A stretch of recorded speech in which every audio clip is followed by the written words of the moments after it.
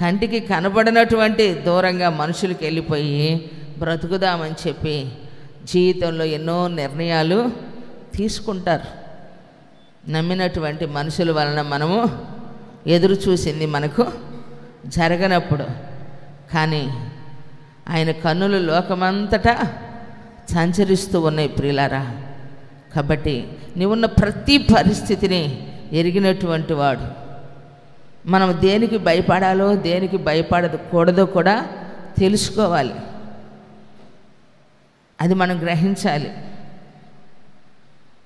మన ప్రాణమును చంపువానికి మనం భయపడాల్సిన అవసరం లేదు, కానీ మన ప్రాణమును, మనలో ఉన్న ఆత్మను చంపువానికి మనము భయపడాలి. అంటే మనలో ఉన్న ఆత్మను చంపగలిగినటువంటి ఎవరికి ధైర్యము లేదు. ఎఫెసీలకు రాసిన పత్రిక తీనకర్లా పౌలు గారు ఒక మాట చెప్తారు, ఆత్మను ఆర్పకుడి అని చెప్పి.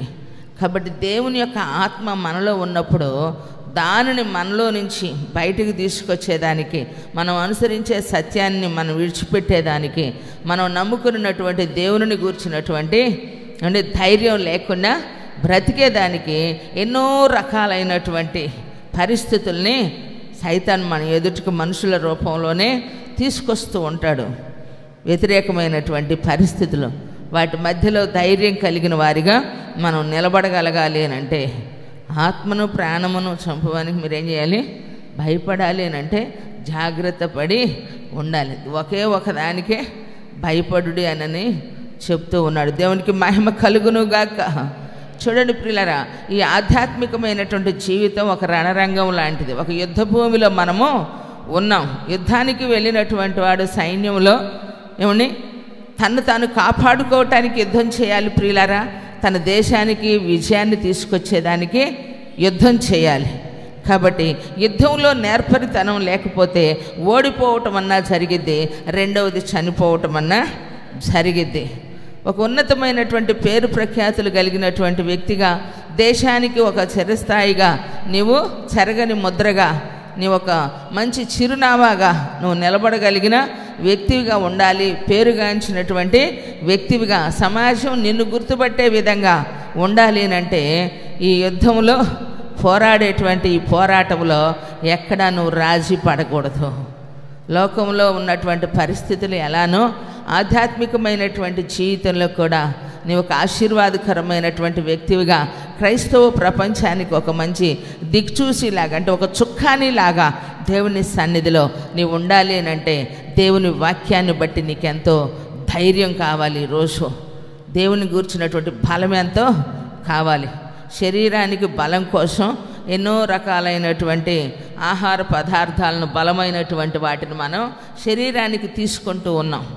స్టామినా కోసం, మనిషి బలంగా నిలబడగలిగే దాని కొరకు. అలాగనే దేవుని వాక్యాన్ని కూడా మనం బలంగానే స్వీకరించాలి.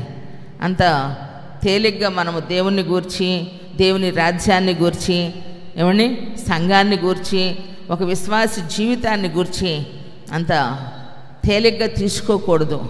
నీవు ఒక ప్రత్యేకమైనటువంటి కృపలో ఉన్నావు కనుకనే మనుషులు కాదు నిన్ను ఓదార్చేది. మనుషులు ఎంతసేపు ఓదారుస్తారు చెప్పు? కాసేపు ఉంటారు, తర్వాత వెళ్ళిపోతారు. ఏమండి, ఎన్నో కుటుంబాల్లో జరుగుతున్నటువంటి విషాదపు సంఘటనలు బట్టి ఒకరోజు, 2 రోజులు, లేదు ఆ విషయాన్ని ఒక నెల రోజులు పొడిగిస్తూ ఉంటారు. ఇది అది అలా ఇలా అని, అందుకని ఎందుకనని ఎన్నెన్నో చెప్తూ ఉంటారు. కానీ ఆ తర్వాత మరలా జ్ఞాపకం ఉంటుందా? ఎవరికి ఆ సమస్య తలెత్తిన వారికి గుర్తుండదు, దానికోసం నిలబడిన వారికి గుర్తుండదు, మీడియా వాళ్ళు కూడా గుర్తుండదు కదా. ఎవరు ఆ క్షోభ భరించాలి అని అంటే ఆ ఇంటి వారు మాత్రమే అనుభవించాలి. ఆ సమస్యని ఎదుర్కొనేదానికి ఆ సమస్య ఉన్నవారే దానిని భరించాలి. కాబట్టి మన జీవితంలో కలిగినటువంటి భయముల నుంచి దేవుని సన్నిధిలో ధైర్యంగా బ్రతికేదానికి దేవుని యొక్క ఓదార్పు మనకి ఉంది ప్రియులారా. దేవుడు మనల్ని ఎంతగా ఓదారుస్తాడు అని అంటే, ఏ సమస్యతోనైతే మనం బాధపడుతూ, ఏ వ్యాధితోనైతే, ఏ బలహీనతతోనైతే, ఏ యొక్క ఇబ్బంది గుండా మనం వెళుతూ ఉన్నామో దాన్ని సంపూర్ణంగా పరిష్కరిస్తాడు. దాని నుంచి మనల్ని కాపాడుతాడు. ఆ పరిస్థితుల నుంచి మనల్ని విడిపిస్తాడు. ఇద్దరి మధ్య వచ్చేటువంటి వివాదాస్పదమైన సంఘటనల మధ్య తలెత్తినటువంటి ఏదైతే ఉన్నాయో వాటిల్లో సమాధానపరచగలిగినటువంటి సాహసము ఏమండి చేసి మన పరిస్థితుల్నే ఏమండి సాహస కార్యాలు దేవుడు నా జీవితంలో చేశాడని చెప్పుకోగలిగినట్లుగా మన దేవుడు మనతో ఉండి జరిగించును గాక. ప్రైజ్ ది లార్డ్, హల్లెలూయా. కాబట్టి నేనే మిమ్మల్ని ఓదార్చువాడను.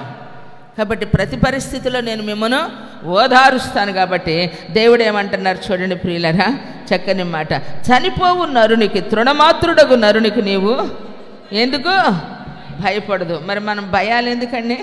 మనుషుల బెదిరింపులకా, మనుషులు అనిన మాటలకా, మనుషులు చేసేటువంటి శాస్త్రలకా?